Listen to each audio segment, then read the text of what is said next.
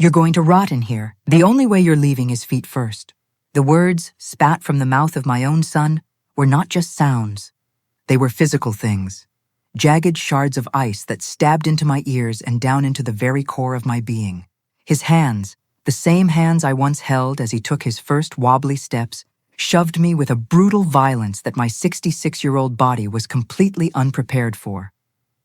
I stumbled forward, my worn leather shoes slipping on the dusty, warped floorboards of the old country house, a place that held faint, ghostly memories of happier times. The momentum carried me into the gloom, into the thick, cloying air that smelled of decay and forgotten years. The sound that followed was the soundtrack to my world ending. A sharp, sickening crack as my phone, my lifeline, my only bridge to the outside world, flew from my grasp and shattered against a wooden beam. The screen spiderwebbed into 1,000 glittering, irreparable pieces, a perfect mirror of my own fractured heart. That was the last thing I heard before the heavy oak door slammed shut, plunging me into near darkness. The final, definitive sound was the metallic groan and click of the lock turning from the outside. A sound of absolute finality. Ethan had done it. He had actually done it. He had destroyed my only connection, my only hope, and sealed me in this tomb. Now I was completely and utterly alone. No food, no water. Abandoned, discarded like a sick animal in a cage left to wither away. My heart began to beat with a frantic, wild rhythm, a terrified bird trapped inside my ribs, hammering against the bone, threatening to burst free from my chest. I pressed a trembling hand against my sternum, trying to calm the violent fluttering, my breath coming in ragged, shallow gasps. At 66 years old, after a lifetime poured into that boy, an entire existence sacrificed at the altar of his happiness, I found myself condemned to this slow, agonizing end by his very own hands. He had sentenced me to die of thirst and hunger, a lonely, forgotten death in the middle of nowhere, while he, my flesh and blood, sailed off to enjoy a luxury cruise. I could picture it with horrifying clarity. Him, Megan, his impeccably cruel wife, and that monstrous mother-in-law of his, sipping cocktails under a warm tropical sun, the three of them celebrating their victory over the inconvenient old woman who had given him everything. But before the dust settles on my bones in this forsaken place, let me tell you how I got here. Let me tell you how the woman who was once the vibrant, beating heart of a happy family ended up a prisoner of her own blood. A story of love so deep it became a weapon, and a betrayal so absolute it defied comprehension. My name is Zelda, and for 40 long years, I truly believed I had forged a family as solid and unyielding as granite, built on a foundation of boundless love and endless sacrifice. My life wasn't one of glamour or ease. From the tender age of 18, my world was the hum and clatter of the small textile factory downtown. My hands, which should have been soft, were instead a testament to my labor, rough, calloused, perpetually pricked by needles. Yet they were the hands that stitched our small world together, holding every seam in place, especially after my husband, a ghost of a man I barely remember now, walked out on us. Ethan was just 8 years old, a small, bewildered boy with his father's eyes and a world of confusion weighing on his narrow shoulders. From that day forward, he became my sun, my moon, my entire universe. He was the reason I existed, the engine that roared to life in the pre-dawn darkness, propelling me from my bed every single morning to face another grueling day at the factory. I remember the exact moment my maternal love crystallized into an unbreakable vow. It was a miserable Tuesday in October, the kind of day where the rain doesn't just fall, it seeps into your bones. The sky was the color of a bruise. Ethan came home from school, his small body racked with sobs, his face streaked with tears and mud. The other children, with their shiny new shoes and their casual cruelty, had been making fun of his worn-out sneakers, the soles flapping loose, the sides scuffed and gray. That night, long after his tears had dried and he was lost in the innocent oblivion of sleep, I sat at my small kitchen table under the dim, flickering bulb. I pulled out a small tin box from behind the flour canisters, the place I kept my secret dreams. Inside was every single dollar I had painstakingly saved over months, a little hoard of hope I was building to buy myself a new dress for the factory's annual dinner. I remember the feel of the worn bills, the scent of metal and linen. Without a moment's hesitation, I counted it all out. The next morning, before my shift, I was at the shoe store the moment it opened. I bought him the most magnificent sneakers in the entire place, bright white with bold red stripes, the kind the other boys wore. Seeing his face light up, the pure, unadulterated joy that radiated from him when he saw them, was a feeling more precious, more fulfilling than any silk dress or fleeting moment of vanity I could have ever purchased for myself. That smile was my reward, and it was worth 1,000 dresses. And so the years spooled out, one after another, each one a thread in the tapestry of my sacrifice. Every extra dollar I earned, every grueling hour of overtime I volunteered for, every moment of rest I forsook, it was all for him. Every choice was weighed on a single scale. Would this benefit Ethan? When he turned 16, consumed with the teenage desire for freedom and chrome, he was desperate for a motorcycle. I saw the longing in his eyes, the way he looked at the older boys as they roared down our street. So I worked double shifts for 6 months straight. My world shrank to the factory and my small apartment. My back ached. My eyes burned from fatigue. But the image of his future happiness was a beacon that guided me through the haze of exhaustion. The day I surprised him with it, a gleaming second-hand bike I'd polished until it shone like new, his shout of disbelief and joy echoed through our entire neighborhood. At 21, when he was accepted into a prestigious engineering program at a university I could never have afforded, I didn't hesitate. I walked into the bank, my heart pounding with a mixture of terror and pride, and I mortgaged my small house, the only home I had ever known, the roof over our heads that I had worked my entire life to own. I signed the papers with a trembling hand, putting every brick and memory on the line for his future. Through all of it, I never once complained. I never held a single sacrifice over his head. I was governed by a simple, powerful belief. A mother should give everything for her children, expecting nothing in return but their love and their respect. That was all I ever wanted. Ethan, to his credit, blossomed under the weight of my efforts. He graduated with honors, a framed degree that I stared at for hours, my reflection beaming back at me from the glass. He landed an excellent, high-paying job at a major construction company. I felt like the proudest woman on the face of the earth. Watching him leave for work each morning in his sharp, tailored suit, a smart leather briefcase in his hand, filled me with a sense of accomplishment so profound it was almost dizzying. My son, he's a successful professional, I would tell my neighbors, Mrs. Gable from next door, or Mr. Henderson from across the street, a smile stretching across my face that came from the deepest part of my soul. During those first few years after his graduation, our bond seemed stronger than ever, forged in sacrifice and solidified by his success. He was my boy. He visited me regularly, every Sunday without fail. He would take me to nice restaurants downtown, places with white tablecloths and menus I couldn't pronounce, and he always told me how grateful he was for everything I had done. "I wouldn't be here without you, Mom," he'd say, and those words were all the payment I ever needed. But then everything changed. Everything changed the day he met Megan. The first time he brought her to my house for dinner, something deep inside me, an ancient primal maternal instinct, recoiled. It wasn't just her demeanor, which was as cold and polished as marble, or her calculating gaze that seemed to assess the value of everything in my humble living room. It was the way she looked at my son. She didn't look at him with love. She looked at him like a prize she had won, a high-yield investment that needed to be protected from any and all outside influences. And it was immediately clear that I was the primary outside influence. Megan was 32, statuesque and unnervingly perfect, with rich brown hair styled in a way that suggested it had never encountered a single gust of wind. She possessed a smile that was technically flawless, but never, not once, managed to reach her cold, assessing eyes.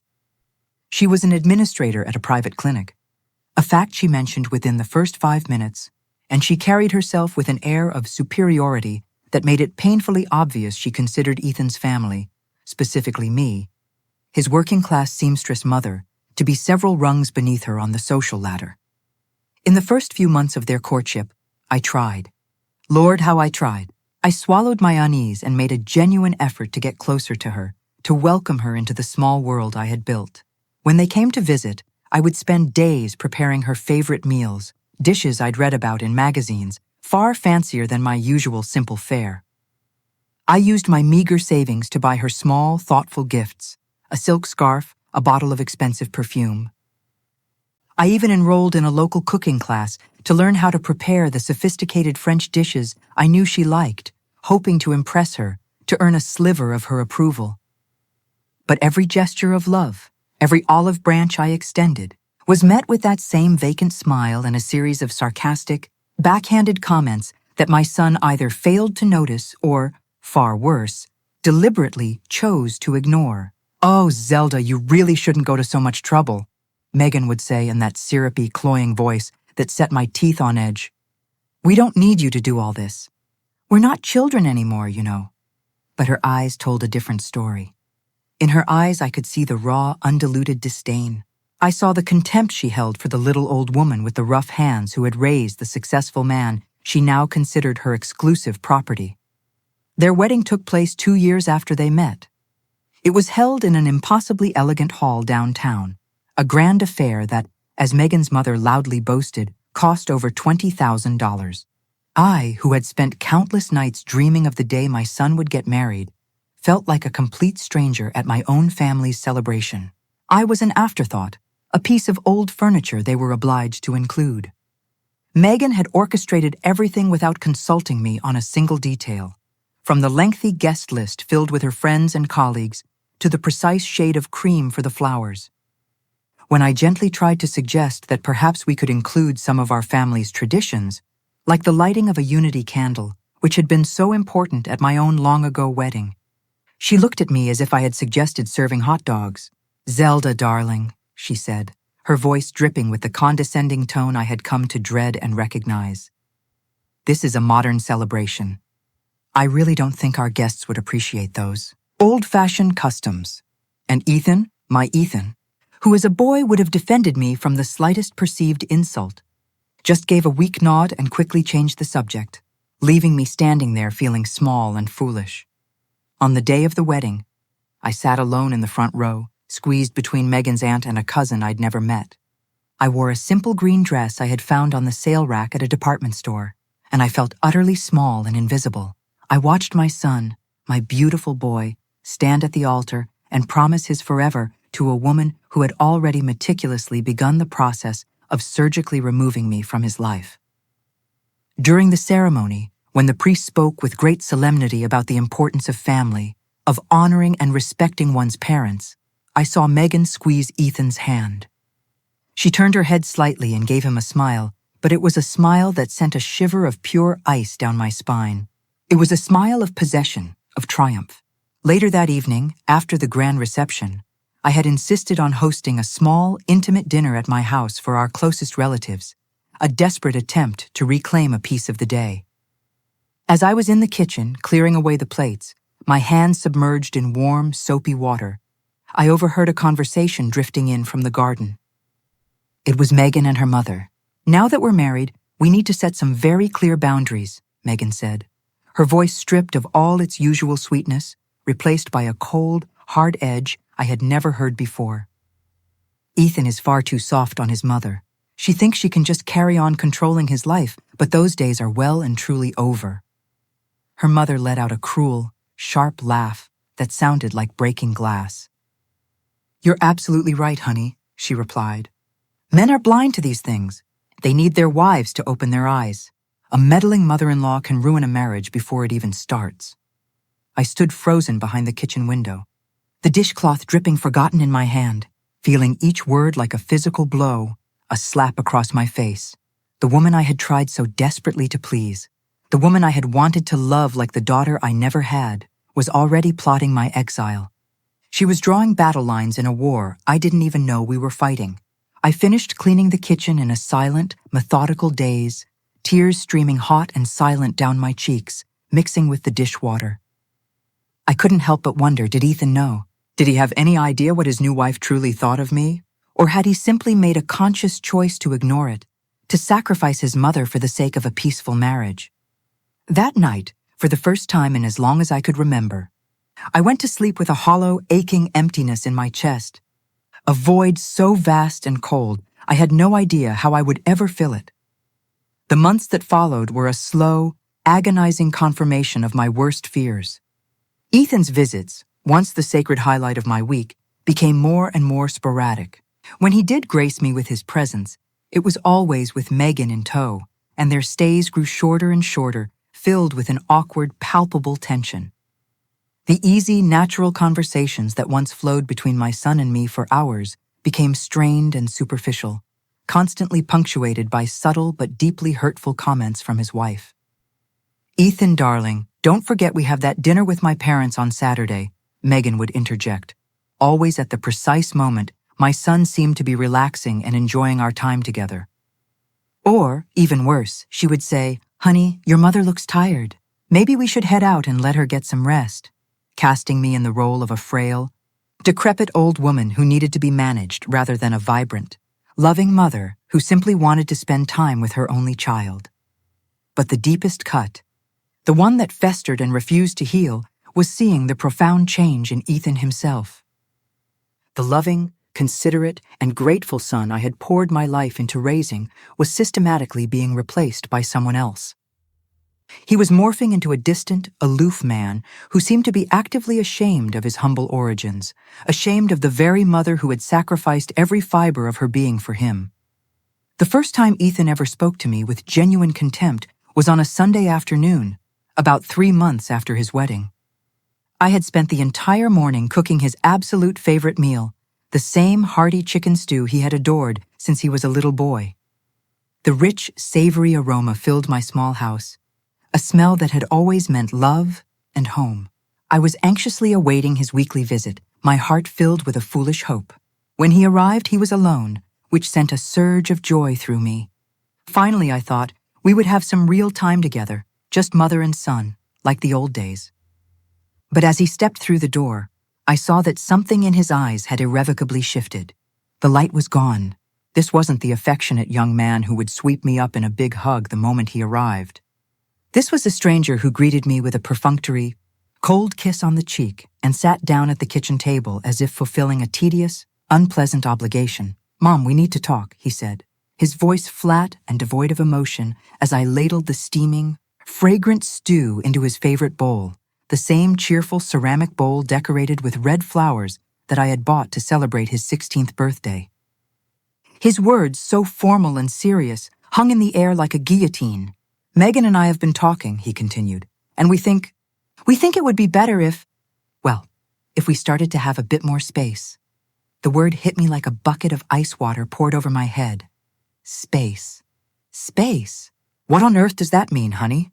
I asked, my own voice trembling despite my desperate efforts to keep it steady. He wouldn't even look at me. He kept his gaze fixed on the bowl, stirring the stew with his spoon, round and round, as if it were the most important task in the world. "Megan feels like my constant visits are affecting our marriage. She feels like we don't have enough intimacy as a couple because I'm always coming over here." I sank into the chair across from him, my legs suddenly feeling weak and unsteady. "Ethan, you only come once a week, for a few hours. How can that possibly affect your marriage? I just want to see you, to spend time with you. You're all I have." That's when he exploded. "That's exactly the problem," he snapped, slamming the spoon down on the table with a sharp, violent crack that made the salt shaker jump. "I'm all you have. Don't you realize how suffocating that is? I'm 30 years old, Mom. I can't keep being responsible for your happiness." His words were not just words. They were daggers, each one plunging deep into my heart, twisting with a cold, deliberate cruelty. The son for whom I had worked day and night, the son for whom I had given up any chance of rebuilding my own life after his father left, was now telling me, in no uncertain terms, that I was a burden on his existence. "I never asked you to be responsible for my happiness," I replied, my voice finally breaking, the tears I'd been holding back beginning to well in my eyes. "I only ever asked you to love me as I have always loved you. Is that so much to ask?" He sneered, his face hardening into a mask I didn't recognize. "Love shouldn't be a prison," he retorted, and the words were so alien, so rehearsed, that I knew instantly they were not his own. They were Megan's. I need you to understand that I have a new family now. New priorities. I can't keep living my life just to please you. That afternoon, Ethan left without finishing the lunch I had prepared with so much love. I was left alone in my small, silent kitchen, staring at the full plate of food on the table, watching the stew slowly congeal and grow cold, feeling something inside of me crack and break forever. For the very first time in my entire life, I allowed a terrible question to surface from the depths of my soul. Had it been worth it? Had it been worth sacrificing so much for someone who now saw me as nothing more than a nuisance? The following weeks descended into a silent, excruciating ordeal. Ethan was true to his word. He began to space out his visits. What had once been a sacred Sunday ritual became a sporadic appearance every 2 or 3 weeks. And when he did come, it was always with Megan, a silent, smirking chaperone, and they were always in a rush to leave, citing some prior engagement or sudden fatigue. During these tense, abbreviated visits, she made it her mission to control every second of the conversation, expertly derailing any moment of genuine intimacy between my son and me with pronouncements about their fabulous plans, their exotic trips, their new circle of upper-class friends. Ethan and I are thinking of buying a much bigger house, Megan announced one afternoon. Sipping a cup of coffee I had specially prepared with expensive imported beans that had cost me $30, a week's grocery budget. Something out in the suburbs, one of those gated communities, where there's more security and a better class of people. The way she said, better class of people, while looking directly at me, her eyes sweeping over my worn furniture and faded wallpaper, made it perfectly clear that I did not and never would fit into that category. Ethan, my former champion, who would have once leaped to my defense at the slightest hint of an insult, simply nodded in agreement and continued to eat the chocolate cake I had baked for him, his favorite. And what will happen to this house? I asked, my voice barely a whisper, gesturing to the home where I had raised him, the repository of all our shared memories. Well, it's yours, Mom, Ethan replied with a chilling indifference. You can do whatever you want with it. We won't need it anymore. Those words were like a slap across the face. The house he had called his home for 30 years was now just a place he wanted to discard. An inconvenient reminder of a humble past that clashed with his shiny, new upper-middle-class life. But the absolute worst was yet to come. Just when I thought I had scraped the very bottom of the barrel of my relationship with my son. Megan received a major promotion at her clinic. To celebrate, they threw a lavish dinner party at their new house, the sprawling modern mansion in that exclusive gated community they were so proud of. I was not invited. I found out completely by chance when I called Ethan to ask if he could possibly give me a ride to the doctor. My routine tests had shown a small irregularity, and the doctor wanted to do a follow-up. I was scared. I can't, Mom, he said, his voice as cold and sterile as a hospital corridor. Megan has a very important dinner tonight with people from her work. It's a huge deal for her career. My heart sank. But can't you just take me before the dinner? I pleaded, feeling a wave of desperation wash over me. It would only be an hour at the clinic. I'm afraid to go by myself. Mom, I need to help Megan get everything ready, he said, his voice laced with an irritation that pierced me to the core. Can't you ask one of your friends to take you? What friends? For decades, my entire social life had revolved around him. His school events, his hobbies, his future. I had been so intensely focused on his well-being that I had allowed my own friendships to wither and die. Most of the women my age were busy with their own grandchildren, their husbands, with lives they had built that were far more balanced than my own. I hung up the phone and sat in my living room for hours, the silence pressing in on me, my gaze drifting over the photographs that covered the walls, a gallery of a life that no longer existed. There he was at 5, beaming in his first school uniform, which I had washed and ironed with such care every single day. There he was at 12, proudly holding the medal he had won in the state math competition, the same competition for which I had paid for extra tutoring by working weekends cleaning offices. There he was at 18, graduating from high school with honors, the day I truly believed that every single one of my sacrifices had been worth it. The next day, I went to the doctor alone. The results, thank God, were benign, but the experience of sitting in that sterile waiting room, completely by myself, surrounded by other women my age who were accompanied by their concerned children or devoted husbands, made me feel the most profound and crushing loneliness of my life. When I called Ethan later to share the good news, his response was a curt, "That's good, Mom," before he quickly changed the subject, launching into an enthusiastic monologue about how successful Megan's dinner party had been and how they had managed to impress all the important guests. It was in that moment, listening to him bubble with excitement over a life from which I was completely excluded, that I began to truly understand. I had lost my son forever. He hadn't died, but the loving, grateful, and compassionate man I had raised no longer existed. In his place stood an ambitious, cold-hearted stranger who was deeply ashamed of his roots and who had chosen to align himself with a woman who was systematically and ruthlessly erasing the mother who had given him everything. The months bled into one another, a gray and lonely procession.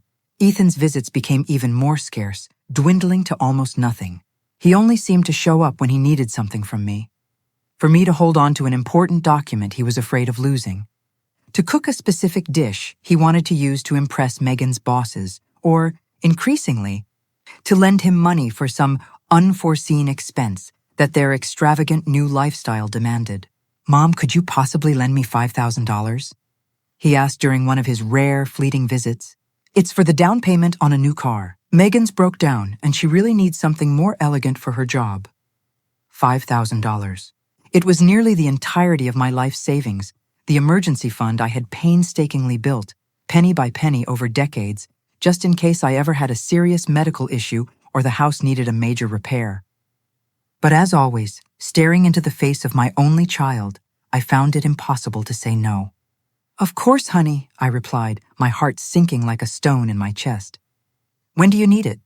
"Tomorrow would be perfect," he said, flashing a smile that, for a fleeting, painful moment, reminded me of the sweet boy he used to be.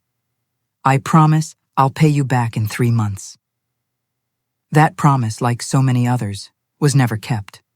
Every time I gently brought up the subject of the loan, Ethan had a new, plausible-sounding excuse. Unexpected repairs for the new house, a last-minute work trip Megan had to take. The car repairs had turned out to be far more expensive than they had initially planned. The day I finally hit rock bottom was a gray, bleak Tuesday in November, exactly 8 months after he had taken my savings and never paid them back. I had been battling a terrible flu for a week, a vicious strain that left me with a scorching fever and a deep, rattling cough that tore at my chest. My 66-year-old body wasn't bouncing back the way it used to, and for the first time in decades, I felt truly vulnerable, fragile, and scared. I called Ethan, my voice weak and raspy, hoping he could take me to the doctor, or at the very least, just come and spend a little time with me to make sure I was okay. His response froze me to the bone. "Mom, I can't possibly come over. Megan and I have a hugely important meeting with the architect to remodel our kitchen. It took us months to get an appointment with this guy. He's the most sought after in the city." My own son was prioritizing a kitchen renovation over his sick mother. "Ethan, please," I begged, my voice cracking from the fever and the effort. "I just need someone to be with me for a few hours. I feel so sick, and I'm afraid I might pass out." There was an audible sigh of irritation on the other end of the line. "Can't you just call a neighbor or something?" he replied, his tone laced with a cruelty that pierced me like a dagger.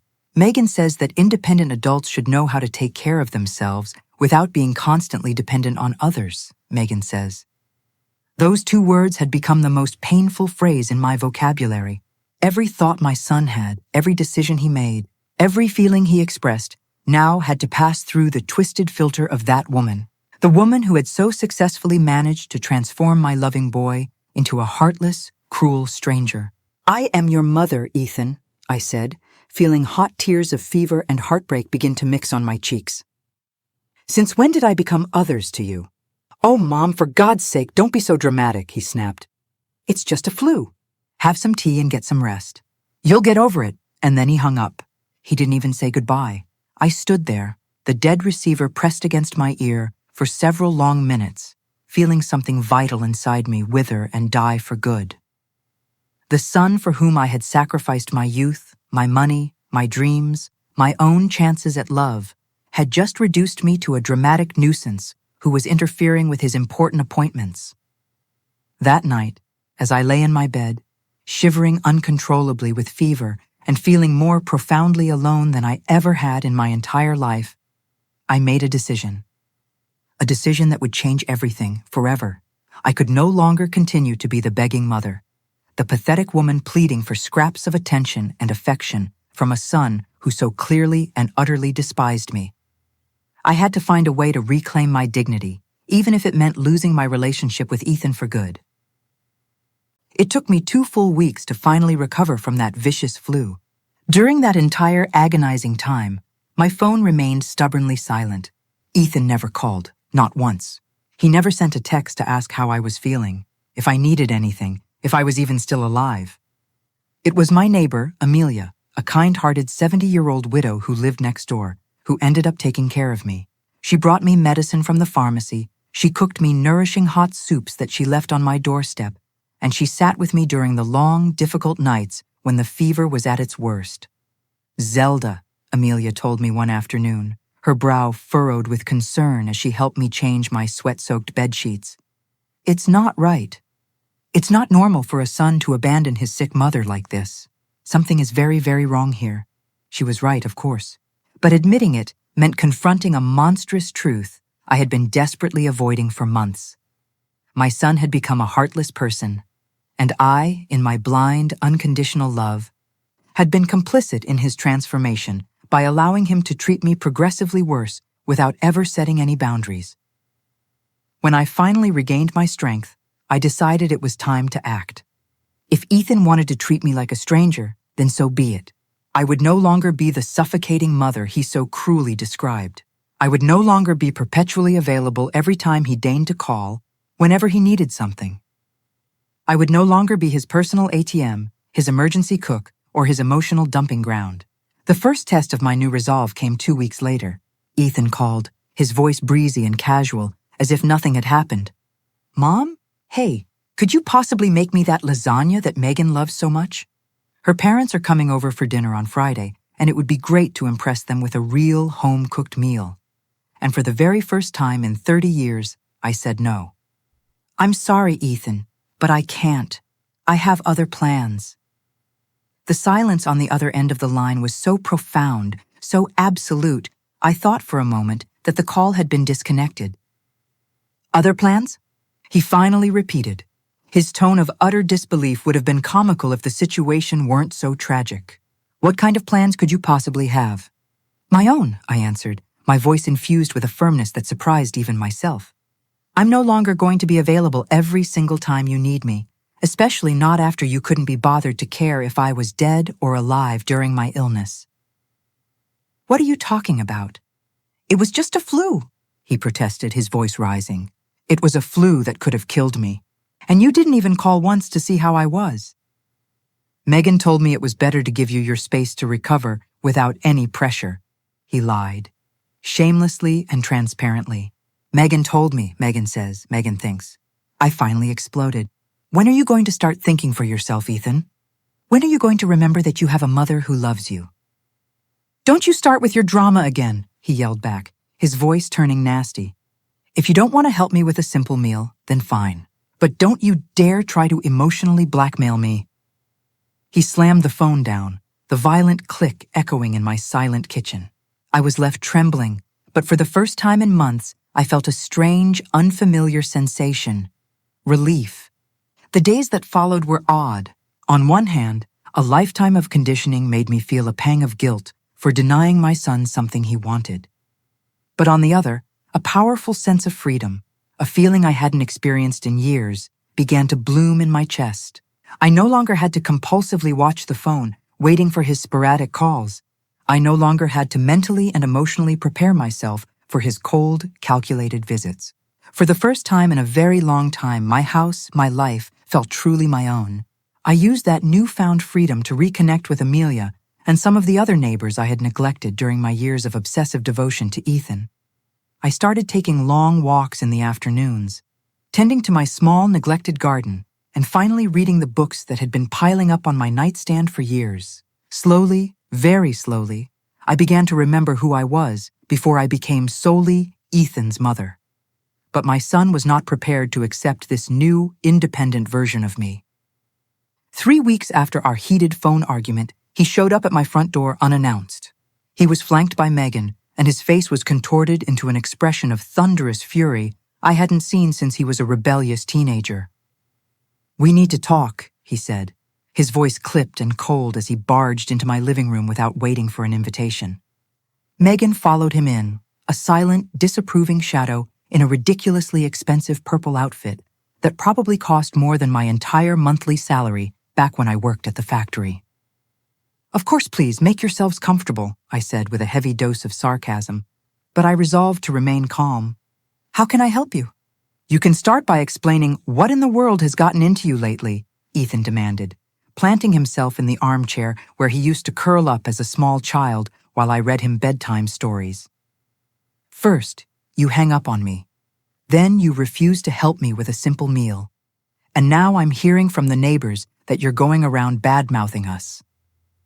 My eyebrows shot up in genuine confusion. "Bad-mouthing you? What have I supposedly said?" It was Megan who answered, her voice a poisonous blend of fake concern and pure venom. Amelia told her sister, and her sister told the lady at the market, who then told my colleague that you said Ethan was an ungrateful son who abandoned his sick mother. Do you have any idea the kind of damage that can do to Ethan's reputation at work? I was speechless. It was true that I had confided in Amelia, pouring out my heartbreak and disappointment with Ethan, but I never imagined my private words would travel so far.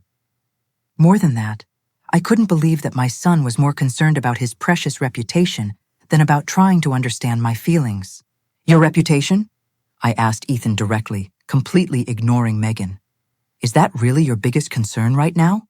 Not the fact that your mother felt abandoned and terrified when she needed you the most?" "Oh, please," Megan burst out before Ethan could even formulate a response. "Zelda, you're 66 years old. It is high time for you to grow up and stop acting like a spoiled teenager who is constantly seeking attention." The silence that descended upon the room after those words were spoken was deafening. Thick with unspoken resentments, I looked at my son, my heart pounding, waiting, praying for him to finally, after so many months of quiet humiliation, stand up and defend the woman who had raised him. I waited for him to tell his wife that she had no right to disrespect me in my own home. I waited for him to remember the double shifts, the mortgaged house, the endless sacrifices. But Ethan remained silent. He just sat there, staring intently at his expensive leather shoes like a scolded schoolboy. That silence, Ethan's cowardly, deafening silence, was more painful, more wounding, than any insult Megan could ever hurl at me. In that single, drawn-out moment, seeing my 30-year-old son sitting there like a spineless coward while his wife verbally assaulted me in my own house, I finally understood, with a terrible, soul-crushing clarity, that the boy I had raised with so much love was well and truly gone. "I see you have nothing to say," I said, my voice dangerously quiet, addressing Ethan directly. Anger, hot and righteous, was beginning to bubble up, replacing the deep-seated sadness I had carried for months. "I see you're just going to sit there and let her disrespect me in my own home without lifting a single finger to defend me." He finally looked up, but there was no guilt in his eyes, no flicker of regret. There was only annoyance. "Mom, Megan isn't disrespecting you. She's just telling you the truth you need to hear. You can't keep living your life like you're the victim of everything." The victim. The word hung in the air, charged and obscene. I stood up, my body trembling, feeling all the frustration and pain that had been accumulating for years begin to boil over in my veins. Am I the victim for expecting a minimum of respect from my own son? Am I the victim for wanting you to care if I was dead or alive when I had a 104-degree fever? "It was just a flu," he shouted, also getting to his feet, his face flushed with anger. "You couldn't possibly expect me to cancel my entire life for a simple flu." "It wasn't a simple flu. It was your sick and scared mother asking her only son to take her to the doctor," I screamed back, feeling tears of pure rage begin to roll down my cheeks. "It was the woman who worked double shifts to pay for your college, who mortgaged her own house to give you a career, the woman who gave up any chance of being happy herself so that you could have everything you ever wanted. And then he said it, the words that would sever the final thread of our relationship. Nobody asked you to do that. His response hit me with the force of a physical blow, knocking the air from my lungs. Nobody asked you to sacrifice your life for me. Those were your decisions. For a long moment, the world around me seemed to stop. Time itself held its breath. My own son, the man for whom I had given every ounce of my being, was telling me that my sacrifices had not only been unnecessary, but they had been unwanted. That everything I had done out of a bottomless well of love had been a colossal mistake, a mistake he was now contemptuously throwing back in my face. Megan smiled, a small, tight smile of pure, unadulterated satisfaction. She was clearly relishing the spectacle of seeing me utterly destroyed by my own son's words. "You're right," I said, my voice suddenly becoming eerily cold and calm, a voice I didn't even recognize as my own, despite the tempest raging inside me. No one asked me to sacrifice my life for you. They were my decisions, stupid decisions, made by a foolish woman who thought a mother's love meant giving everything and expecting nothing in return. "I'm glad you finally understand," Ethan continued, cruelly emboldened by what he misinterpreted as my surrender. "Now maybe you can finally start living your own life instead of trying to control mine." "Oh, I'm going to live my own life," I assured him, a strange, liberating calm washing over me. "In fact, I'm going to start right now." I walked over to the small antique table where I kept my important documents and pulled out the one paper I had been avoiding looking at for months. The will I had drafted years ago, the will in which Ethan was the sole beneficiary of every single thing I owned. "You know what, son?" I said, holding the document up in front of him. "You're absolutely right. My sacrifices were my decisions. Decisions that I now deeply, profoundly regret making. But this house, these savings, this inheritance you were so confidently expecting to receive, those are also my decisions." Ethan's eyes fixed on the paper, his expression a confusing mixture of shock and dawning horror. What are you doing?" "I'm making a new decision," I replied, walking with deliberate, steady steps toward the paper shredder I had recently purchased to get rid of old financial documents. "I'm deciding that I no longer want a son who despises me to inherit a single thing from the stupid, foolish woman who sacrificed everything for him." "Mom, wait!" he shouted, lunging towards me as I slowly, methodically fed the will into the machine's hungry jaws. But it was too late. The document was devoured, disintegrating into thousands of thin, meaningless strips that fluttered into the bin below like bitter confetti, a perverse celebration of my long overdue liberation. "What did you just do?" Megan shrieked, her sharp voice for the first time betraying her true concern. Up until that moment, she had been the cool, cruel wife, enjoying the family drama from the sidelines. But now, she realized with dawning panic, she had just witnessed a considerable inheritance vanish into thin air. "I just did what my son asked me to do," I replied, a genuine smile spreading across my face, a smile that came from the deepest part of my soul. "I just stopped making decisions based on a love that is so clearly not returned." Ethan was pale, ghost white, staring at the shredded remains of the will as if he couldn't possibly believe what he had just witnessed. "Mom, you can't do that. This house, your savings. I'm your only son." "Exactly," I said, feeling a surge of strength I didn't know I possessed. "You are my only son, and you just stood there and told me that all of my sacrifices for you were mistakes that nobody asked for. So now I'm simply correcting those mistakes." "You're crazy," Megan yelled, completely losing her carefully constructed composure. "You can't just disinherit your own son because you had a little argument." "An argument?" I looked at her, my newfound calm a stark contrast to her hysteria. "Megan, my dear, this isn't an argument. This is the culmination of months of humiliation, contempt, and abandonment. This is what happens when you treat someone like garbage for so long that they finally decide they deserve better. Mom, please, Ethan pleaded, approaching me with his hands outstretched, as if I were a wild animal that needed to be calmed. You're acting on impulse. You're angry and you're not thinking clearly. On the contrary, I replied, taking a step back from him. For the first time in years, I am thinking with perfect, absolute clarity. I'm realizing that raising an ungrateful son was the biggest mistake of my life. But it doesn't have to be my permanent one. Tell her, Ethan. You can't talk to your mother like that, Megan yelled at him, no longer from a place of moral superiority, but from the raw panic of seeing a small fortune disappear before her very eyes. Say something. Fix this. The irony was so thick, so delicious, I could almost taste it.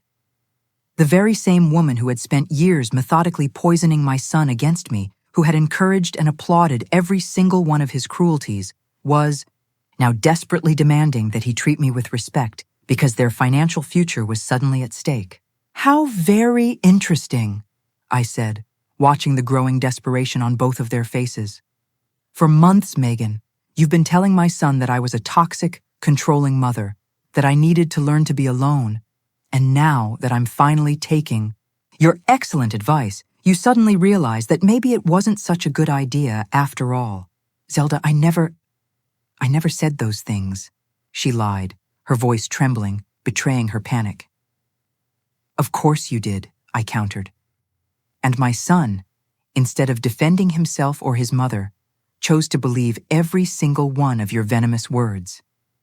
He chose to treat me like a nuisance instead of the woman who gave him life and paid for the very education he now uses to earn the money you both love to spend so much. Ethan slumped back into the armchair, his head in his hands.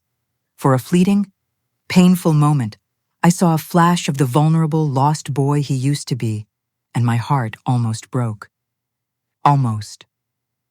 Mom, he said, his voice small and muffled. I know I've been difficult lately. I know I might not have been the son you expected, but you can't just punish me like this. We're family. Family? I repeated the word, tasting it on my tongue as if I were hearing it for the very first time. Do you even know what that word means, Ethan? It means being there when the other person needs you. It means mutual respect. It means not letting anyone, not even your own wife, humiliate the person who brought you into this world. I can change, he mumbled, but his words sounded hollow and meaningless, even to him. No, I replied with a finality that surprised me. I'm no longer interested in whether or not you can change. I'm no longer interested in being the mother who begs for scraps of affection from a son who so clearly despises her. I have decided that I deserve better than that. But we're your only family, Megan cried, now shamelessly playing the emotional blackmail card she had so often criticized me for using. No, I smiled at her, a sweet, serene smile that contrasted sharply with the steel in my words. You were my family. Now you are two strangers who came into my house to disrespect me and to try and claim an inheritance that you will no longer receive. You can't do this, Megan shouted, her mask of sophistication completely shattered.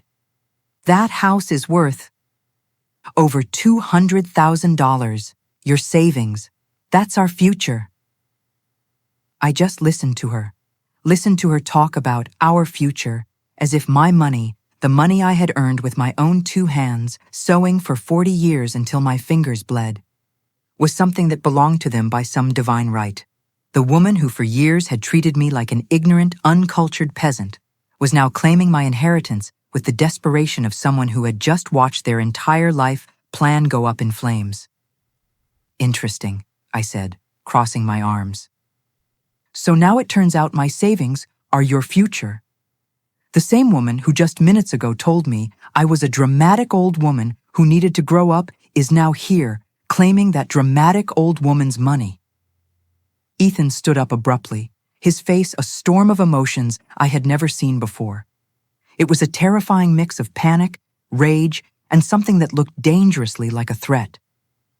"Mom, you are going to reverse this right now," he said, his voice low and controlled, a tone that sent a chill down my spine, reminding me of his father in his worst moments. "You are going to call your lawyer, and you are going to make a new will where I am your sole heir." "Or what?" I asked, feeling a strange, preternatural calm in the face of his menacing attitude. "What are you going to do if I don't, Ethan?" "Or you'll find out what it means to be truly alone," he answered, taking slow, deliberate steps toward me. "Do you really think anyone is going to take care of you when you're a helpless, invalid old woman? Do you think you'll be able to keep this house when you're 80 and you can't even walk?" His words were meant to be daggers, but they no longer hurt me the way they used to. The woman who had endured months of humiliation had died in the last 20 minutes.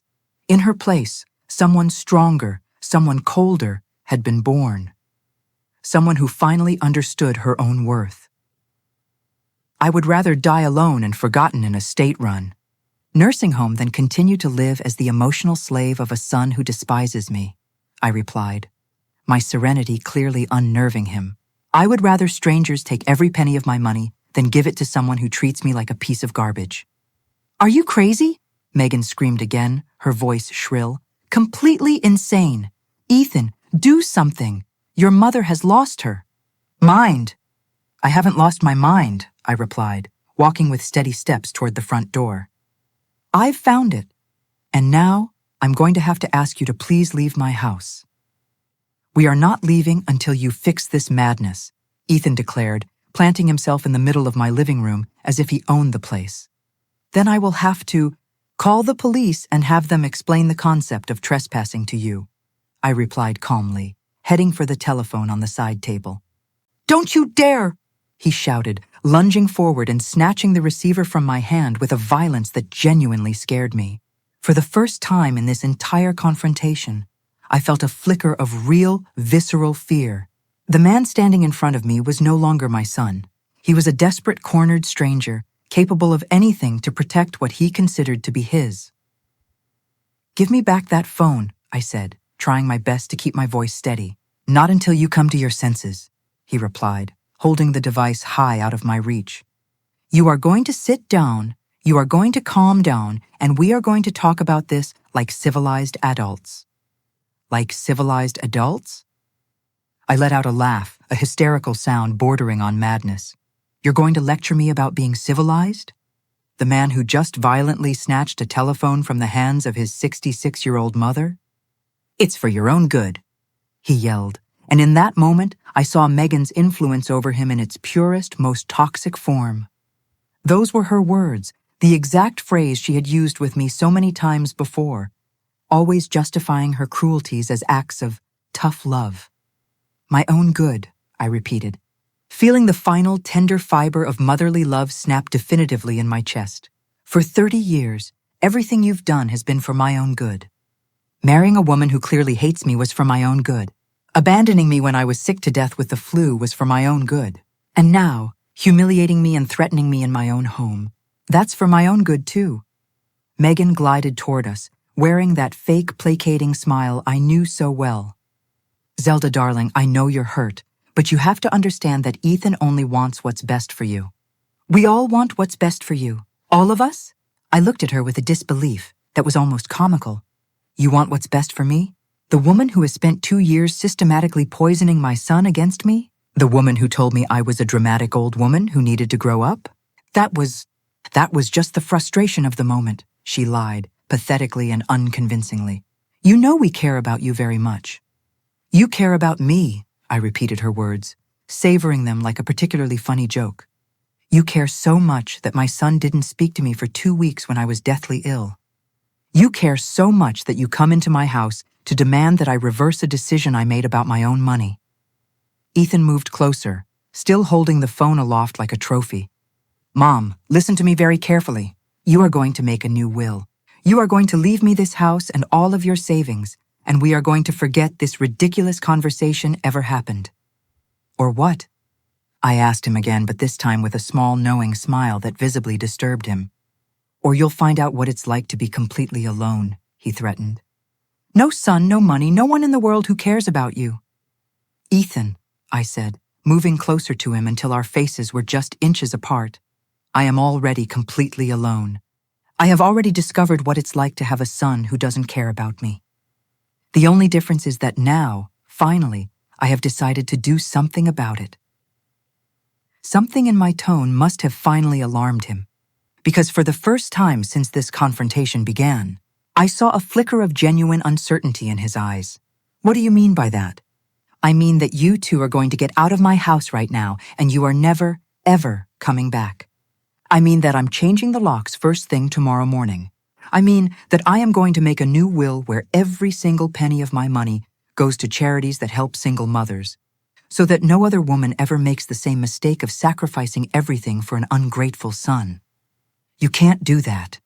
They both shouted in perfect unison, a desperate chorus of greed and disbelief. "I can and I will," I assured them.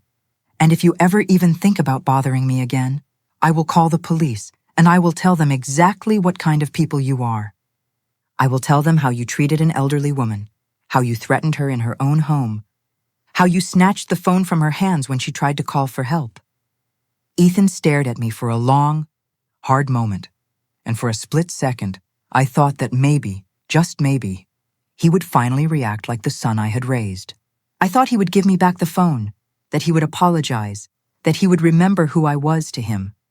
Instead, he drew his arm back and hurled the telephone against the wall with so much force that it exploded on impact, showering my living room with a spray of broken plastic and mangled wires. "There's your phone," he said, a cruel, twisted smile on his face that chilled me to the bone. "Let's see you call the police now." The silence that followed was absolute, broken only by the faint ticking of the grandfather clock in the hall. The three of us stood there, staring at the scattered remains of the phone on the floor, a perfect, tragic metaphor for what was left of our family relationship. "Ethan," I said, my voice sounding strangely calm, even to my own ears, "you have just crossed a line from which there is no return." "Oh, really?" he challenged, puffing out his chest like a common street thug. "And what are you going to do about it, Mom?" "You have no phone. You have no one to help you. You are completely at our mercy." Megan smiled with smug satisfaction, clearly relishing the spectacle of seeing me finally subdued and humiliated, just as she had planned for so long. What neither of them knew was that they had just made the single biggest mistake of their lives. I stared at the fragments of the phone for several long seconds, feeling something fundamental shift deep within me. It wasn't fear I felt anymore, or sadness, or even rage. It was something much colder, much more dangerous. It was an absolute crystalline calm, the serenity of someone who has finally seen the true, monstrous nature of the people standing in front of them. "You know what, Ethan?" I said, bending down slowly to pick up one of the largest pieces of the destroyed telephone. "You're right. I have no phone. I have no one to help me." I paused, letting the words hang in the air. "I am completely at your mercy." His smile widened, interpreting my words as a complete and total surrender. "I'm glad you finally understand the situation." "Oh, I understand it perfectly," I continued, holding the jagged fragment of broken plastic as if it were a precious relic. "I understand that my own son has just destroyed my only means of communication with the outside world. I understand that he is threatening me in my own home, and I understand that his wife is standing right here, enjoying every single second of my humiliation." Megan approached me then, her face alight with the triumphant expression she had been waiting so long to show me. "Now perhaps you can be reasonable, Zelda. Making that new will is the only smart thing you can do in this situation." "You're right," I replied, dropping the piece of the phone onto the floor with a clatter. "That's exactly what I'm going to do." The two of them exchanged a look of smug satisfaction, believing they had finally, definitively broken me. They had no idea that what had just broken was not my will, but the last rusting chains of love that had tied me to them. "Perfect," Ethan said, his shoulders visibly relaxing. "I knew you'd come to your senses. We'll go to the lawyer first thing tomorrow morning and get all of this sorted out." "Tomorrow?" I repeated, nodding slowly. Of course, tomorrow. And in the meantime, Megan added with that venomous smile, perhaps you should take some time to reflect on how you've been behaving lately. A little humility would do you a world of good. Humility, I murmured. Yes, I definitely need more humility. Ethan headed for the door, clearly pleased with the outcome of his intimidation tactics. We're leaving now, but we'll be here early tomorrow to pick you up. And you'd better be ready to cooperate. Of course, I assured them, following them meekly to the exit. I'll be completely ready. Megan paused at the threshold and looked back at me with that perfected condescension. Zelda, I know this has all been very difficult for you, but one day, you'll thank us for opening your eyes. Sometimes tough love is the only thing that works. Tough love, I repeated her words softly. Yes, I definitely need to learn more about tough love. They left without another word, without a backward glance, leaving me alone in my house with the wreckage of my telephone and something much more important, absolute, unshakable clarity about who the people who had just walked out my door really were. I waited until I heard the sound of their car engine fade into the distance before I moved. Then, with a calmness that surprised even me, I walked to my bedroom, knelt down, and pulled out the small, sleek cell phone I had secretly purchased 3 months ago from under my mattress. I had bought it after Ethan's neglect during my flu, realizing with a sudden chilling certainty that I needed a means of communication that he didn't know about, a private lifeline. I dialed Amelia's number. Amelia, it's Zelda, I said when she answered. Could you come over to my house, please? I need your help with something very urgent. 20 minutes later, Amelia was sitting in my living room, her eyes wide with shock, staring at the scattered remains of the telephone with an expression of absolute horror. Zelda, my God, this is very serious. Your own son threatened you and destroyed your phone. We have to call the police right now. No, I said, pouring her a cup of tea, my hands perfectly steady. Not yet. What do you mean, not yet? This is domestic violence. It's intimidation. You cannot let them treat you like this. I won't, I assured her, my voice calm. Ethan and Megan stood in my living room like statues, shell-shocked, processing the sheer magnitude of what had just happened to them. All their arrogance had vanished, replaced by a raw, pathetic desperation that would have made me feel sorry for them if I hadn't been savoring every single second of their destruction. Mom, Ethan said, his voice broken, a sound I hadn't heard since he was a small boy who had fallen and scraped his knee. There has to be a way to fix this. We're family. We can find a solution. A solution? I looked at him, my calm a stark contrast to his rising panic. The only solution that ever existed was for you to treat me like a human being. You had that chance for months, and you wasted it. Every single day. Megan had started pacing back and forth, muttering to herself about lawyers and legal appeals, completely unable to accept that she had been so thoroughly defeated by the dramatic old woman she had so grievously underestimated. Zelda, she said finally, trying to regain some of her former composure. I know we've had our differences, but this is too extreme. You're destroying your own family. I didn't destroy anything, I replied, my voice hard as flint. You destroyed this family the day you decided my love was a burden and my money was your right. I'm just documenting the destruction you two had already caused. Amelia came to my side and put a protective, steadying hand on my shoulder. Zelda, I think it's time for them to go. The police are on their way to take a formal report about the intimidation and the broken telephone. The police? Ethan turned even paler if that was possible. Mom, please don't do this. My job, my reputation, everything will be ruined. Your reputation. I repeated his words with genuine, weary disbelief. Until the very end, the only thing you care about is your reputation. Not the pain you caused me. Not the years I wasted loving you unconditionally. Just your precious reputation. It's not just that, he shouted, and for a moment I saw a flash of the violent temper he had shown the day before. It's my whole life, my career, everything I've worked for. Everything you've worked for, I murmured, walking to the window, where I could see the flashing blue and red lights of a police car approaching down the street. You mean the career I paid for with my life savings?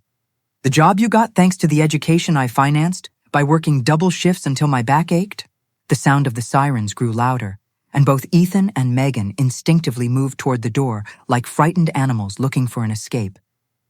"Don't leave yet," I said with a smile that must have been terrifying. "I want you to stay and meet the officers. I want you to explain to them, personally, why you thought threatening a 66-year-old woman in her own home was a good idea." The police knocked on the door at exactly 3 o'clock in the afternoon. Two young, serious officers who listened to my story with a patient professionalism that filled me with satisfaction. Amelia corroborated everything she had witnessed, and the audio recordings I had made were accepted as preliminary evidence. "Mrs. Zelda," one of the officers said after taking down all the information, "do you want to press formal charges against your son and daughter-in-law?" I looked over at Ethan, who was sitting on my sofa with his head in his hands, a man completely and utterly defeated. For a second, just one fleeting second, I felt a flicker of the maternal love that had defined my life for so many years. Then I remembered his words from the day before.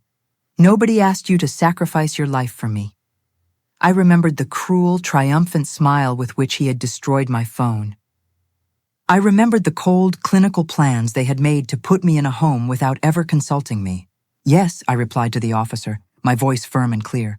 "I want to press formal charges."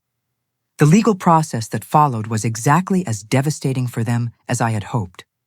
The local newspapers covered the story in lurid detail, especially after Michael published his feature article, titled "The Cost of Lost Love When Children Become Predators." The company where Ethan worked fired him immediately after the scandal reached his supervisors. Megan lost her prestigious position at the clinic when the administrators decided that a person implicated in a case of elder abuse was not an appropriate face for a medical environment. But what gave me the most profound satisfaction was not their professional ruin, but something much simpler and more personal. One afternoon, about 3 months after all the legal drama had subsided, Ethan showed up at my door. He was alone, without Megan, and he had a gaunt, defeated expression that would have broken my heart under any other circumstances. "Mom," he said when I opened the door. "Can we talk?" I looked at him for a long moment, studying his haggard face, the deep, dark circles under his eyes, the way he seemed to have aged a decade in just a few weeks. "No," I replied simply. "We can't." "Please," he begged, and to my astonishment, tears began to well in his eyes and roll down his cheeks. "I've lost everything. My job, my reputation, my marriage. Megan left me last week. I have nothing left. Now you know how it feels," I said, my voice devoid of emotion. "Now you know what it's like to lose everything because of someone who supposedly loves you." "Mom, I'm sorry. I am so sorry for everything. I know I was terrible to you. I know you didn't deserve any of what we did to you. But I'm your son. There has to be some way to fix this." For a moment, I felt the familiar, dangerous temptation to comfort him, to open my arms and forgive everything, as I had done so many times before. But then I remembered something important I had learned during these months of freedom. Forgiveness, without consequences, is not love. "It is cowardice."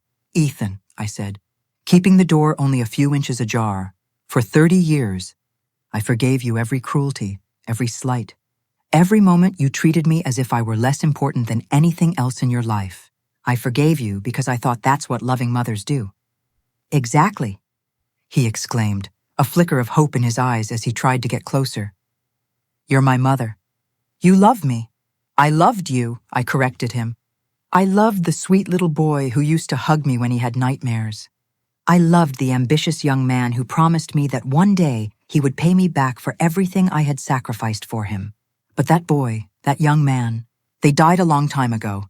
The person standing in front of me is a stranger who chose greed over love, who chose cruelty over gratitude. I can change," he cried desperately. "I can be the son you want me to be again." "I don't want you to change for me," I said, beginning to close the door. "If you ever do change, let it be for yourself, because you finally realize that the person you became is despicable. But it is no longer my responsibility to fix you." "Mom, please," he said, putting his foot in the door, preventing me from closing it completely. "You can't abandon me like this. I'm your only son." "No," I replied, with a firmness that surprised even me. You abandoned me. I'm just officially acknowledging something that happened months and months ago. I gently but firmly pushed his foot away with the door and closed it. I heard his sobs on the other side, his desperate pleas, his promises of change that had come far, far too late. I stood on my side of the door for several long minutes, listening as the man who had once been my entire reason for living completely fell apart on my porch. Part of me, a small, weak part, wanted to open it, to comfort him, to go back to being the mother who forgave everything. But a stronger part, the part of me that had been reborn in that basement full of evidence, the part that had finally learned to value herself, stood firm. Finally, I heard his footsteps walking away, the sound of a car starting, and then silence. I went into the kitchen, where Amelia was waiting for me with a hot cup of tea and a proud smile. "How do you feel?" she asked gently. "Free," I answered, taking the cup with hands that no longer trembled. For the first time in 30 years, I feel completely and utterly free. That night, as I prepared for bed in my house, which no one would ever take from me, I reflected on everything that had happened. I had lost my only son, but in doing so, I had gained something infinitely more valuable, my dignity. At 66 years old, I had finally learned that self-love is not selfishness, but survival. I had learned that setting boundaries is not cruelty, but necessity. I had learned that sometimes the only way to save what's left of your soul is to cut the ties that are slowly but surely destroying you. I had given everything for a son who saw me as little more than a walking ATM machine. But now, finally, I was going to give everything for the only person who truly deserved it, myself. And for the first time in decades, that prospect didn't scare me. It excited me.